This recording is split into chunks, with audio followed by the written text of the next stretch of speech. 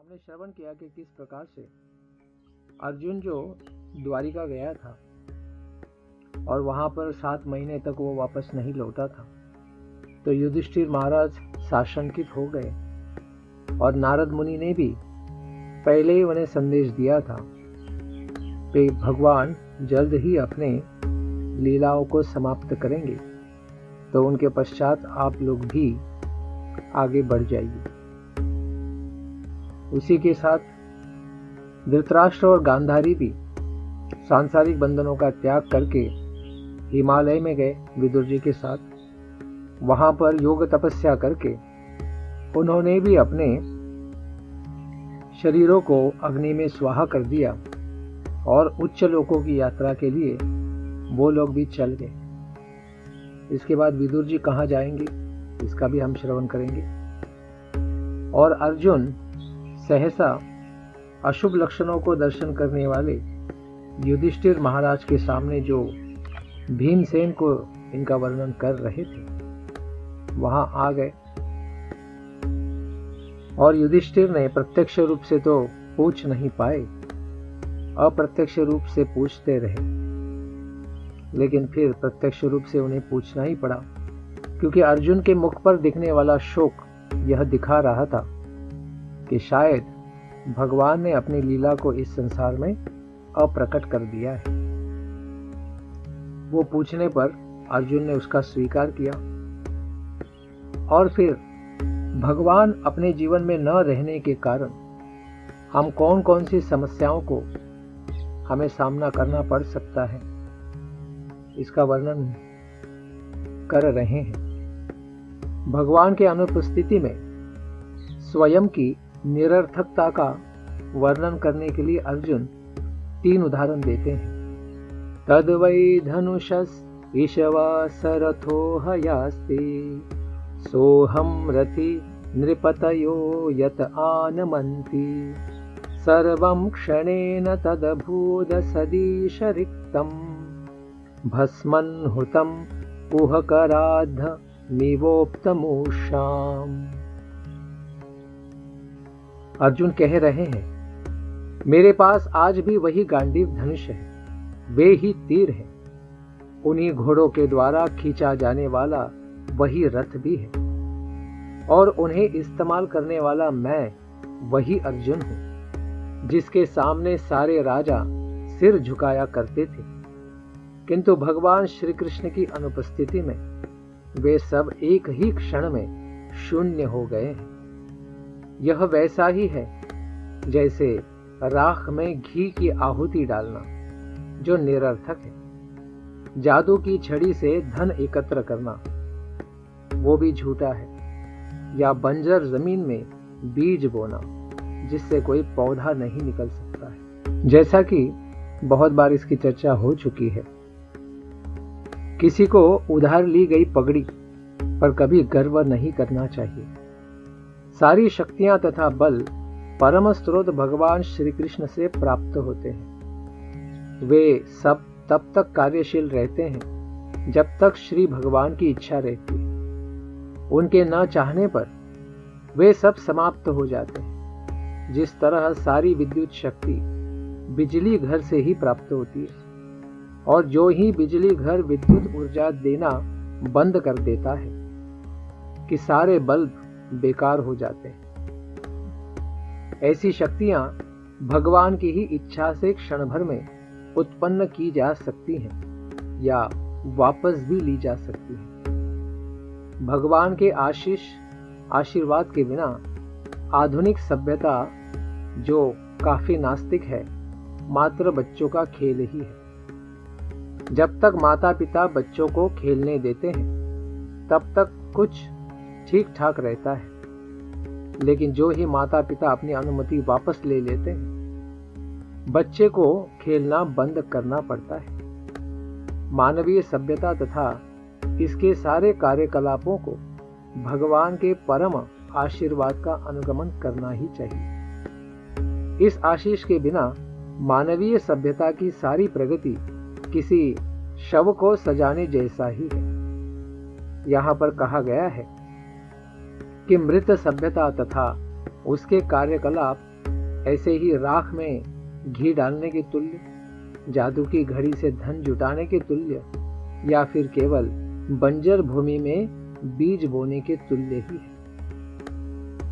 ऐसे श्री भगवान को छोड़कर बाकी यादवों का फिर क्या हुआ? हे राजन, क्योंकि आपने द्वारका नगरी के हमारे मित्रों तथा संबंधियों के विषय में पूछा है, अतएव मैं आपको सूचित कर रहा हूं कि वे सब तो ब्राह्मणों के शाप द्वारा सड़े हुए चावलों से बनी हुई शराब पीकर उन्मत्त हो उठे और एक दूसरे को न चाहने के कारण लाठियां लेकर परस्पर लड़ने लगे। अब केवल 4-5 को छोड़कर शेष सारी यादव नष्ट हो चुके हैं, मर चुके हैं। इस घटना का कारण फिर कौन है? भगवान है या फिर लोगों के मनमुटाव ही बस? वास्तव में यह सब तो भगवान की इच्छा के फलस्वरूप ही है कि कभी कभी लोग एक दूसरे को मार डालते हैं और कभी एक दूसरे की रक्षा भी करते हैं। जैसे भाई भाई में भी झगड़ा हो जाता है, और जिस आदमी को कोई जानता भी नहीं, अगर उसका जीवन प्राण संकट में है तो अनजान व्यक्ति भी उसकी जान बचाने के लिए दौड़ पड़ता है। तो यह सब भगवान की इच्छा के फलस्वरूप है।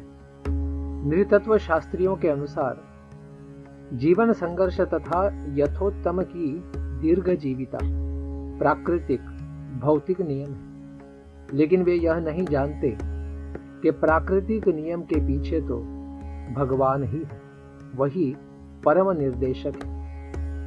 भगवद गीता में इसकी पुष्टि हम देख सकते हैं कि भगवान के निर्देशन में ही प्रकृति नियमित रूप से कार्य करती है।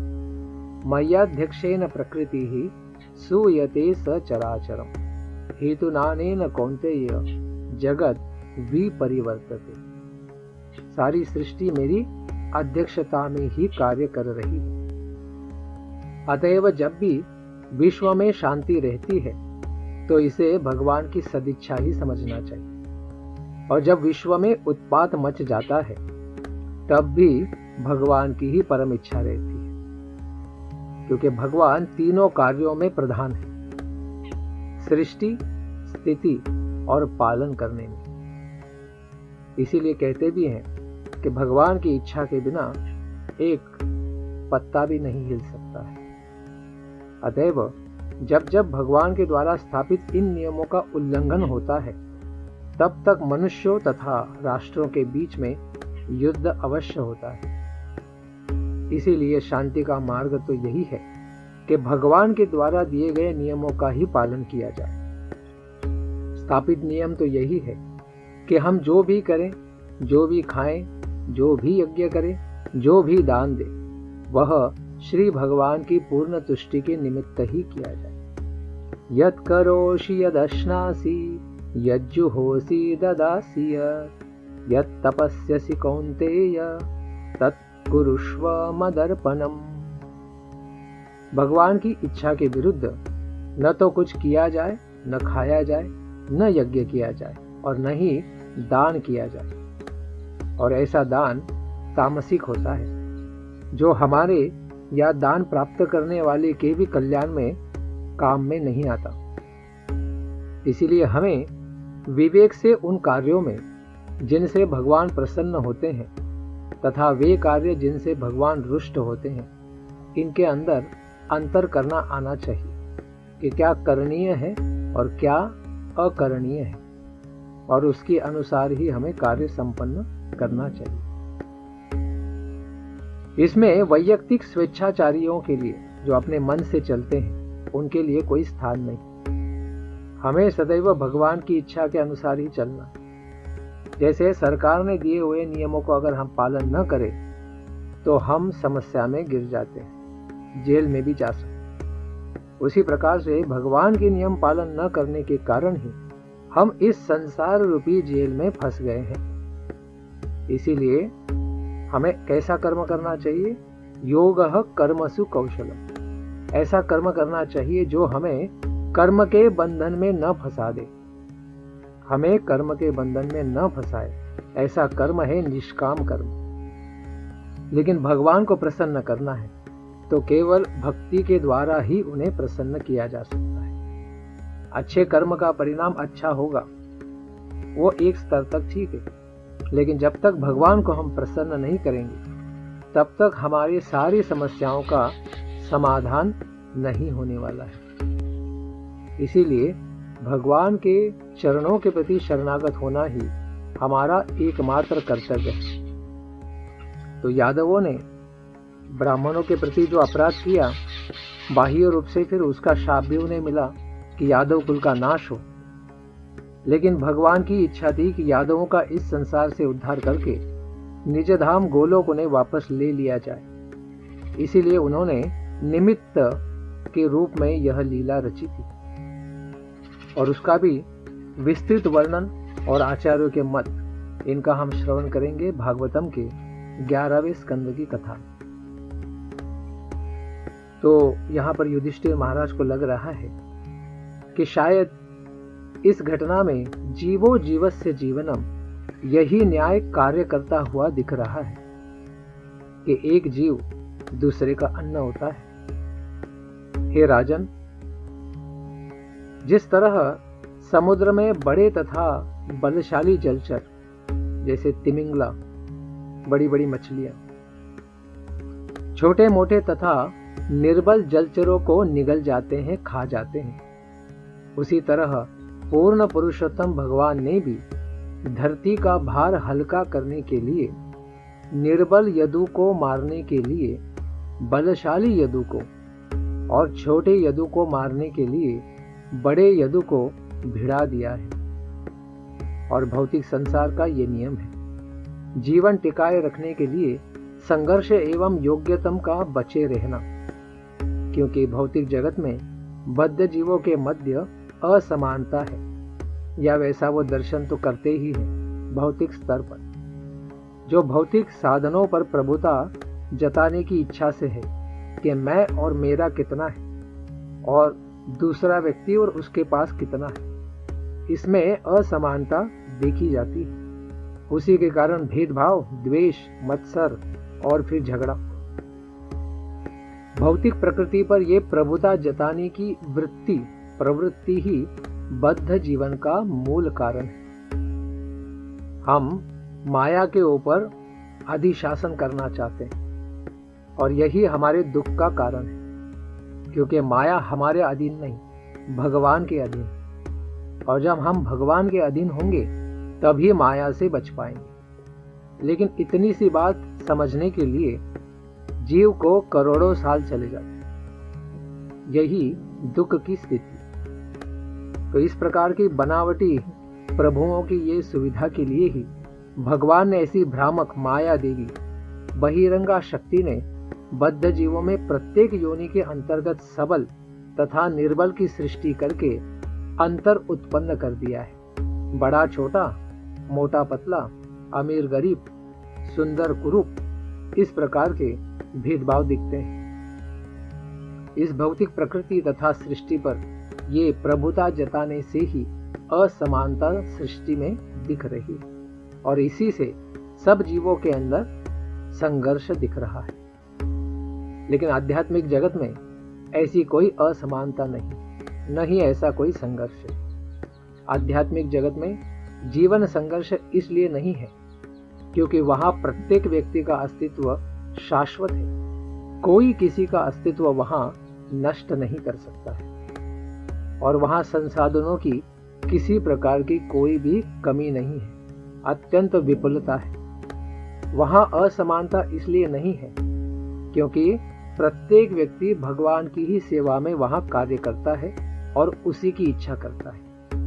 जबकि इस संसार में व्यक्ति सिर्फ अपनी स्वयं की सेवा कोई करे या सब कुछ मेरा हो, इस भावना के कारण ही स्वयं को ही प्रभु मानता है, स्वयं को ही भगवान मानता है, इसीलिए सारे दुखों को प्राप्त करता है। क्योंकि जीव की स्वाभाविक स्थिति है सेवा करने की, न कि प्रभु या ईश्वर बनने की। यहीं पर यह असमानता प्रकट हो जाती है। भगवान हर वस्तु के सृष्टा है, निर्माता है, और वही निर्माता ही उनके भोक्ता है। हर वस्तु का आनंद लेने का भी शाश्वत अधिकार केवल भगवान का ही। भर्ता भोक्ता महेश्वरः। भगवान ने हर चीज को जन्म दिया है और हर चीज का आनंद लेने का उन्हीं का अधिकार है। कोई दूसरा इसके ऊपर अतिक्रमण नहीं कर सकता है। लेकिन भौतिक जगत में माया के जादू से पूर्ण पुरुषोत्तम भगवान के साथ यह नित्य संबंध मानो भुला दिया गया है, फिर जिसके कारण जीवन टिकाए रखने के लिए बड़ा संघर्ष मच गया है। और योग्यतम का बचे रहना, इस प्रकार से जो तथाकथित डार्विन ने जो नियम बताए उसके अनुसार फिर सारे लोग इसी प्रकार से कार्यान्वित हैं, ऐसा कुछ दिखता है। तो ऐसी विकट स्थिति में मैं भगवान के उपदेश का ही आश्रय ले सकता हूँ, ऐसी मनोभावना यहाँ अर्जुन के मन में प्रकट हो रही, क्योंकि अर्जुन ने यह पहले भी अनुभव किया है। कुरुक्षेत्र के युद्ध में वो जब संशय और भ्रमित हो गए थे, तो उस समय में भगवान ने दिए हुए दिव्य संदेशों के द्वारा ही अपने सही कर्तव्य के रास्ते पर अर्जुन पुनः वापस आ सके थे।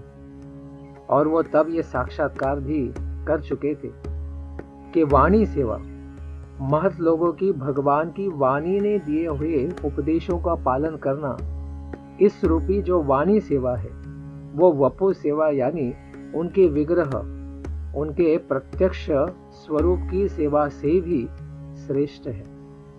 क्योंकि भगवान कभी हमारे सामने होंगे, कभी नहीं होंगे, लेकिन उन्होंने दिए हुए सारे उपदेश हमें कभी त्यागेंगे नहीं, और वे उपदेश हमें सदा सर्वदा देश काल के परे हमें दिव्य ज्ञान दिखाते रहेंगे। इसीलिए कहते हैं देश कालार्थ युक्तानि रत्तापोपशमानि च हरन्ति स्मरतिश्चित्तं गोविंदाभिहितानि में। अर्जुन कह रहे हैं, अब मैं केवल श्री भगवान गोविंद द्वारा मुझे दिए गए सारे उपदेशों की ओर मैं स्वयं को आकृष्ट करूं, क्योंकि वे देश काल की समस्त परिस्थितियों में हृदय की जलन को शांत करने वाले आदेशों से परिपूर्ण बनाए गए हैं।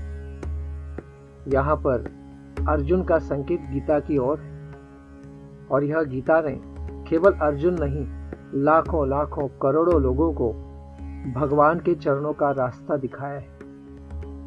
और जो लोगों ने यह रास्ता चुना नहीं, उनका सर्वथा नाश हो चुका है। इसीलिए गीता में भी कहा गया है, यह शास्त्र विधिमुत्सृज्य वर्तते कामकारतः न स सिद्धिम अवाप्नोति न सुखम न पराम गतिम। जो व्यक्ति इस शास्त्र की विधि का उत्सृज्य त्याग कर देता है, उस व्यक्ति को न इस संसार में सुख मिलेगा, न इस जीवन के बाद, मृत्यु के बाद अच्छा जीवन मिलेगा, और न ही उसे परम गति प्राप्त होगी। इसीलिए भगवान ने दिए हुए उपदेशों को जो शरणागत होगा, वही संसार में, अगले जीवन में और इस संसार के परे उस भगवान के निज धाम में आनंद पा सकेगा। इसीलिए भगवान के उपदेशों का कभी हमें तिरस्कार नहीं करना चाहिए, कभी भी द्वेष नहीं करना चाहिए, और ऐसी भगवान की शिक्षाएं ही हमें सही मार्ग दिखा सकती हैं। इसलिए अर्जुन भी ऐसा ही स्मरण करते हैं कि भगवान इस संसार से परे हैं, और ऐसे ही दिव्य तत्वों का विश्लेषण हुआ है गीता में, जो 5 विषय है: ईश्वर, जीव, प्रकृति, काल और कर्म। इसके अंतर्गत 4 तत्व शाश्वत हैं और 1 तत्व शाश्वत नहीं। शाश्वत तत्व है ईश्वर, जीव, प्रकृति और काल। लेकिन कर्म जो है वो शाश्वत नहीं, क्योंकि कर्म इस संसार में होता है, उस संसार में नहीं होता। इसीलिए हम कर्म को बदल सकते हैं, उससे अपना पीछा छुड़ा सकते हैं, लेकिन उसके लिए क्या करना होगा? भगवान की प्रीति के लिए कर्म करना होगा। यज्ञार्थात् कर्मणः अन्यत्र लोकोयम कर्म बंधना। भगवान की प्रसन्नता के लिए जब कर्म करेंगे तभी हम सुखी होंगे, अन्यथा नहीं। इसीलिए जो भी करे भगवान के लिए हमें करना चाहिए, लेकिन हमें जो करना है वो नहीं, जो भगवान ने हमें बताया है वो अगर हम करेंगे तब हम सुखी होंगे। इसीलिए भगवान के उपदेश पहले पता होने चाहिए कि उनकी क्या इच्छा है, और उनकी इच्छा को जानकर ही हमें उस प्रकार का कार्य करना चाहिए। और कलयुग में कहा गया है, कलौ तद हरि कीर्तनात्। अगर भगवान को प्राप्त करना है तो केवल हरि नाम के द्वारा ही उन्हें प्राप्त कर सकते हैं। हरेर्नाम हरेर्नाम हरेर्नामेव केवलम कलौ नास्त्यैव नास्त्यैव नास्त्यैव गतिरन्यथा। कलयुग में दूसरा कोई परम गति का साधन नहीं, केवल हरिनाम, केवल हरिनाम, केवल हरिनाम, यही शास्त्रों में बताया गया है। तो ऐसे भगवान के उपदेश प्राप्त होने के बाद हमें अपना संशोधन करने की जरूरत नहीं है कि भगवान को कैसे पाना है और दुखों से कैसे मुक्त हो सकते हैं। यह भगवान ने पहले ही इसकी योजना बना ली है। तो ऐसे भगवान की योजना का लाभ लेकर ही हम आगे बढ़ सकते हैं। तो अगर पूछा जाए कि भगवान के ऐसे उपदेशों का अगर हम स्मरण करें तो ऐसे उपदेशों के स्मरण से क्या लाभ प्राप्त हो सकता है? सूत गोस्वामी बताते हैं, सूत उवाच एवं चिन्तयतो जिष्णो कृष्णपाद सरोरुहं सौहार्देनाति गाढेन शांतासी द्विमला मतिः। सूत गोस्वामी जी कहते हैं, इस प्रकार भगवान के उपदेश जो अत्यधिक घनिष्ठ मित्रता में अर्जुन के लिए प्रदान किए गए थे, उसके विषय में सोचने में तथा उनके चरण कमलों का चिंतन करने में तल्लीन हुआ अर्जुन का मन शांत तथा समस्त भौतिक कल्मशों से रहित हो गया। और यही योग विधि है। जब हम भगवान के साथ उनके दिव्य संदेशों के साथ जुड़ जाते हैं, हमारे जीवन से समस्याएं अपने आप हट जाती हैं, क्योंकि भगवान स्वयं कहते हैं, मामेव ये प्रपद्यन्ते मायाम एताम तरन्ति ते। जो मेरी चरणों में शरणागत होगा वही माया को पार करेगा, अन्यथा नहीं। इसीलिए कहते हैं, कृष्ण सूर्य सम माया है अंधकार, जहान कृष्ण तहार नाही मायार अधिकार। जहां कृष्ण है वहां अंधकार रूपी माया नहीं हो सकती। इसी प्रकार से जहां भगवान श्री कृष्ण है वहां पर माया का अंधकार कभी फैल नहीं सकता। यही शाश्वत सत्य है। तो जब तक हमारे जीवन में भगवान कृष्ण नहीं है, तब तक हमारे जीवन से ये माया का अंधकार नहीं जा सकता। तो ऐसे भगवान के दिव्य स्मरण की शक्ति भक्ति से क्या लाभ होता है? तो अर्जुन द्वारा भगवान श्री कृष्ण के चरण कमलों का निरंतर स्मरण किए जाने से उसकी भक्ति बड़ी तेजी से बढ़ गई। भगवान के प्रति अनुराग बहुत तीव्र गाढ़ा हो गया, और जिसके फलस्वरूप उसके सारे विचारों का जो आया हुआ मैल था वो सारा हट गया। मानो सारे बादल हटकर फिर सूर्य के तीव्र सुंदर दर्शन हो सकते हैं। तो हमारे मन में भी बहुत सारे भौतिक कार्यकलापों में फंसने के कारण कूड़ा करकट आ जाता है और उसके कारण हम व्यथित हो जाते हैं। लेकिन ऐसे कूड़ा करकट से पार होना है तो भगवान के प्रति समर्पित होने से, उनके संदेशों का स्मरण करने से हम ऐसे आने वाले माया रूपी आवरण से पार हो सकते हैं। तो इसके लिए आवश्यकता है कि भगवान के दिए हुए दिव्य संदेशों को स्मरण करना। और अर्जुन का यह बड़ा भाग्य रहा कि कुरुक्षेत्र के युद्ध के पूर्व ही भगवान ने उसे ये सारा दिव्य ज्ञान दे रखा था। ऐसे ही दिव्य उपदेशों का स्मरण करने से पुनः ऐसे गलत चिंतन से मुक्ति हो सकती है, यह अर्जुन ने साक्षात्कार प्राप्त किया। तो ऐसा विचार आ सकता है कि किस कारण से अर्जुन मानो गीता का संदेश थोड़ी देर के लिए इस स्थिति में भूल चुका था। ऐसा कैसे हो गया था? गीतम भगवता ज्ञानम यत्तत् संग्राम मूर्धनि काल कर्मो तमोरुद्धम पुनरध्य गमत् प्रभुः। भगवान की लीलाओं तथा कार्यकलापों के ही कारण तथा उनकी नाभि की स्थिति में अनुपस्थिति से ऐसा लगा मानो अर्जुन भगवान के द्वारा दिए गए उपदेशों को भूल गया। लेकिन वास्तव में बात ऐसी नहीं थी और वह पुनः अपने इंद्रियों का स्वामी बन गया। जीवन में ऐसी परिस्थितियां आ जाती हैं कि व्यक्ति व्यथित हो जाता है और उस समय में कुछ समय के लिए बुद्धि काम नहीं करती। ज्ञान होने पर भी ज्ञान को इस्तेमाल करना भूल जाते हैं। जैसे सर के ऊपर ही लगाया हुआ चश्मा व्यक्ति भूल जाता है और सब जगह ढूंढता है और फिर बाद में पता चलता है आईने में देखने के बाद कि सर के ऊपर ही लगा है। उसी प्रकार से बड़े बड़े लोगों का भी ऐसा हो सकता है।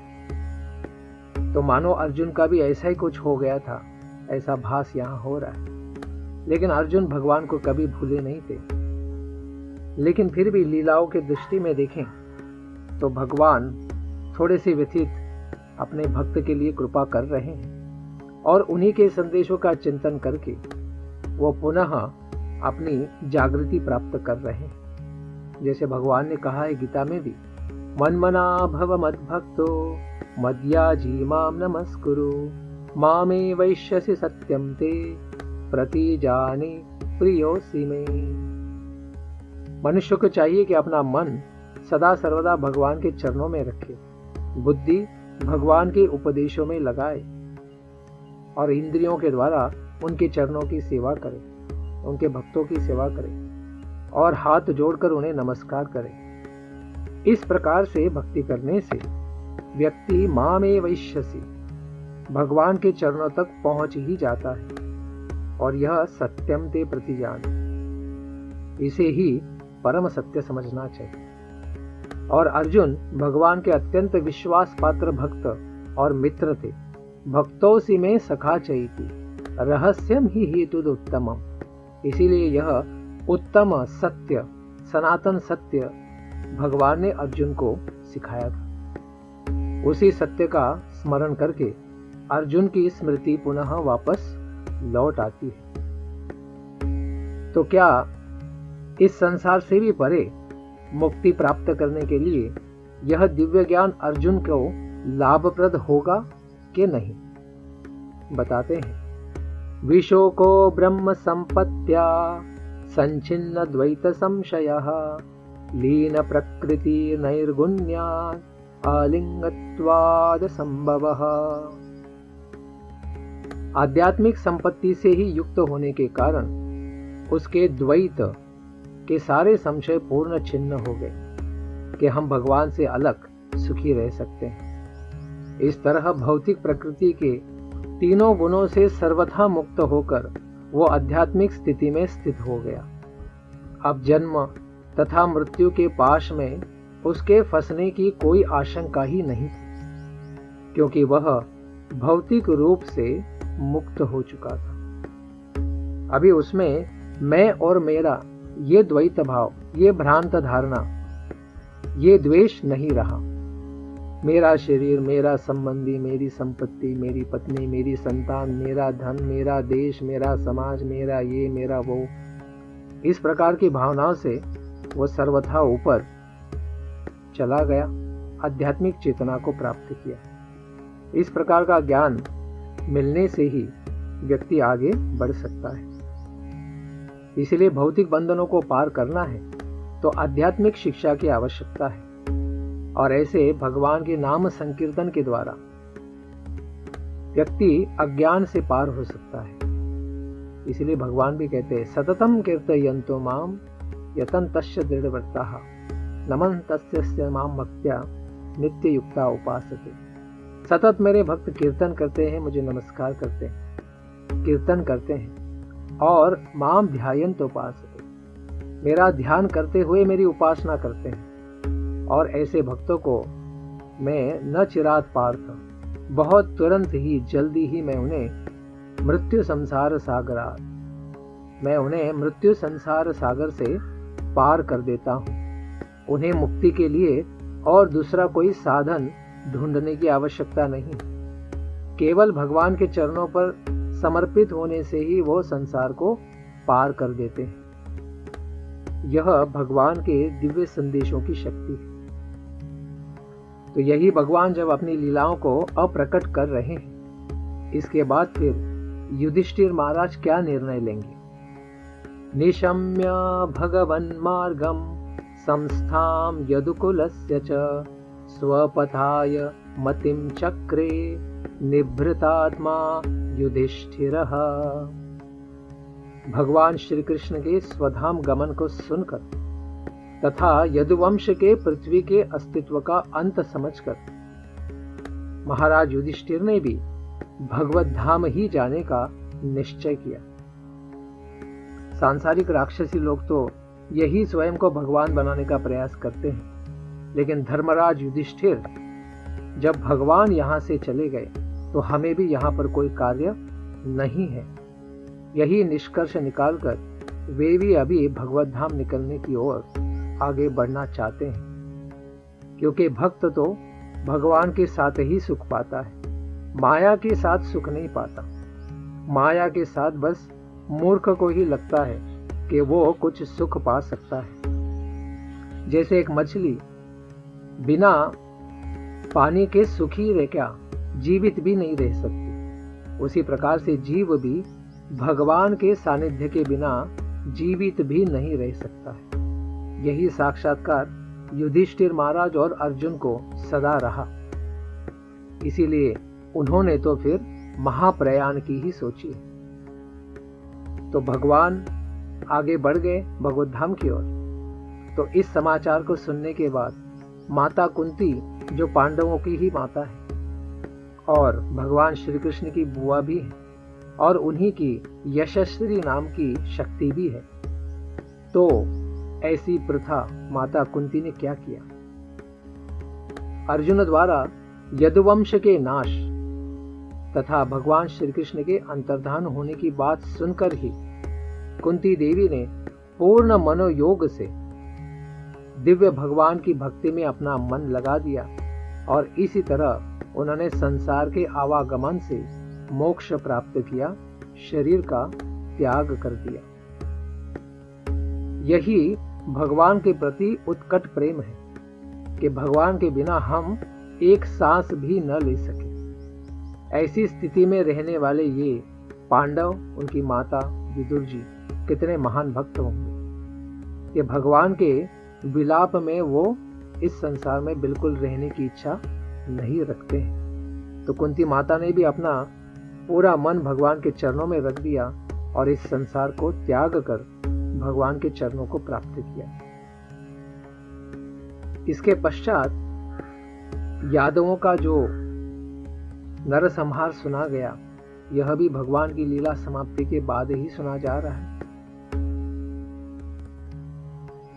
तो भगवान होते हुए भी उनका युद्ध हुआ था और भगवान भी उस युद्ध में थे, ऐसा वर्णन है इसके साथ। यया हरद भुवो भारम ताम तनुम विजहावजः कंटकम कंटकेनेव द्वयम चापीशितुः समम। सर्वोपरि अजन्मा भगवान श्री कृष्ण ने यदुवंश के सदस्यों से अपना अपना शरीर त्याग करवा दिया और इसी तरह उन्होंने पृथ्वी के भार को भी कम कर दिया। यह कार्य किस प्रकार किया? जैसे कांटे से कांटा निकाला जाता है, उसी प्रकार से किया गया। तो क्या भगवान यदुओं को सिर्फ कांटा समझते हैं? नहीं, एक शक्तिशाली व्यक्ति से ही दूसरे शक्तिशाली व्यक्ति का यहाँ से इस जगत से विनाश की लीला में भाग लिया जा सकता है, क्योंकि भगवान नियंता है और वे दोनों से एक जैसा ही प्रेम करते हैं। जैसे माता पिता भी बच्चों से समान प्रेम करते हैं, उसी प्रकार से भगवान भी सबको एक जैसा ही प्रेम करते हैं। लेकिन इस संसार से उनको निकालने के लिए तथाकथित मृत्यु का लीला का आवरण उसके ऊपर चढ़ाया ही जाता है। श्रील विश्वनाथ चक्रवर्ती ठाकुर बताते हैं कि शौनक मुनि तथा अन्य ऋषि जो नैमिषारण्य में सूत गोस्वामी जी से श्रीमद् भागवतम सुन रहे थे, यदुओं के इस प्रकार मदोन्मत्त होकर मरने की बात सुनकर प्रसन्न नहीं थे। अतएव उनकी मनोव्यथा को दूर करने के लिए सूत गोस्वामी जी ने उन्हें आश्वासन दिलाया कि भगवान ने यदुवंश के सदस्यों से अपना बस शरीर त्याग करवा दिया, जिससे वे संसार के भार को हल्का कर सके। नरसंहार नहीं हुआ, बस उसकी घटना का विवरण वैसा प्रदर्शित हुआ है। भगवान तथा उनके नित्य संगी इस धरा पर पृथ्वी का भार उतारने में प्रशासनिक देवताओं की सहायता करने के लिए ही प्रकट हुए थे। इसीलिए उन्होंने अपने कतिपय विश्वास पात्र देवताओं को यदुवंश में प्रकट होने और उन्हें अपने महान उद्देश्य में सेवा करने के लिए बुलाया था। उद्देश्य पूरा हो जाने पर भगवान की इच्छा से ही देवताओं ने मदोन्मत्त होकर परस्पर लड़ भिड़ कर अपने भौतिक शरीर बस त्याग दिए, क्योंकि देवता तो सोमरस पीने के अभ्यस्त हैं। अतएव शराब तथा मादक द्रव्यों का सेवन उनसे अछूता नहीं है। कभी कभी उन्हें उन्मत्तता के कारण कष्ट उठाने पड़े थे। एक बार मदोन्मत्त होने के कारण कुबेर के पुत्र नारद जी के शाप भाजन बने, लेकिन बाद में भगवान श्री कृष्ण की कृपा से ही उन्हें अपना सही रूप नल कुबेर और मणिग्रीव का प्राप्त हो गया था, जिस लीला का वर्णन हम श्रवण करेंगे भागवतम के 10वें स्कंद में। नल कुबेर का उद्धार, यमलार्जुन वृक्षों का उद्धार।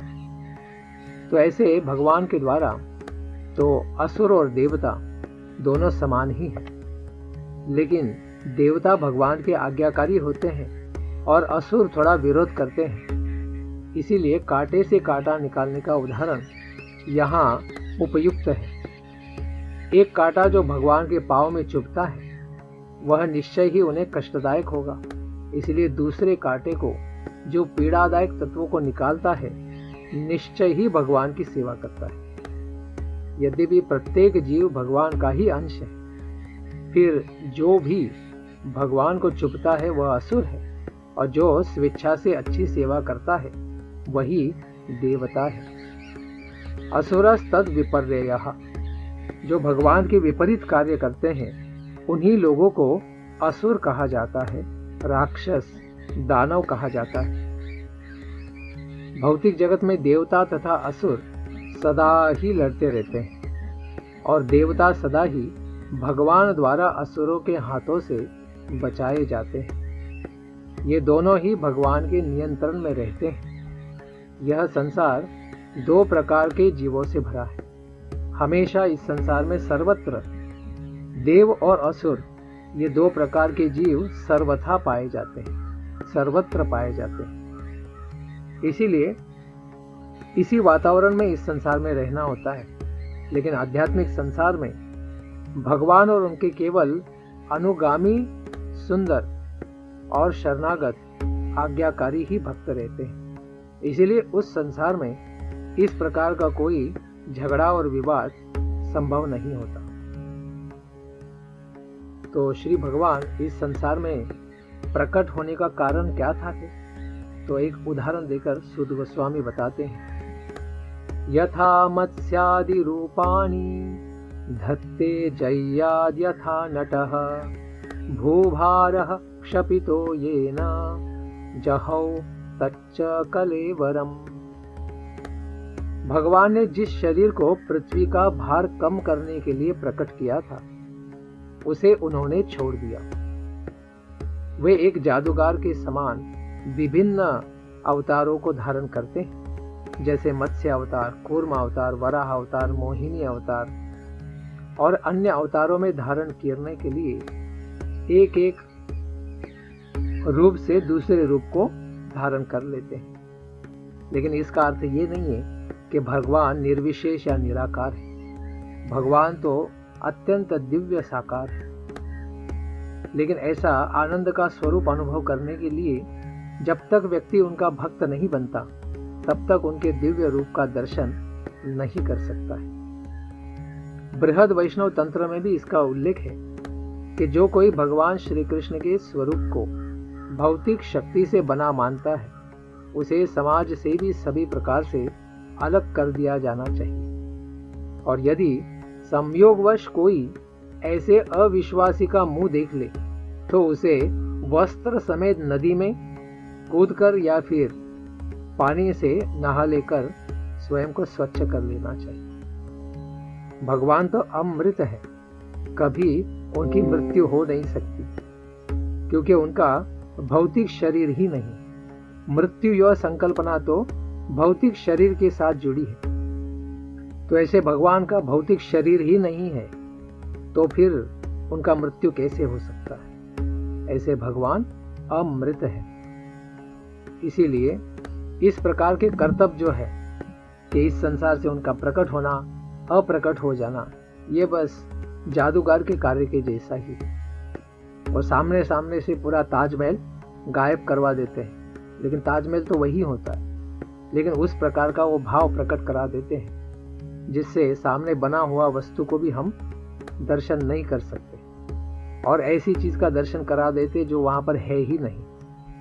तो इस प्रकार से भगवान अत्यंत महान माया शक्ति के भी स्वामी है। तो इसीलिए उनके चरणों पर जब शरणागत होंगे, तब फिर इस माया के आवरण को हम समझ भी पाएंगे और इससे पार भी हो पाएंगे। और इसको छोड़कर माया को पार करने का दूसरा कोई रास्ता नहीं, कोई रास्ता नहीं, कोई रास्ता नहीं। हरे कृष्णा कृष्ण कृष्ण हरे हरे, हरे राम राम राम हरे हरे।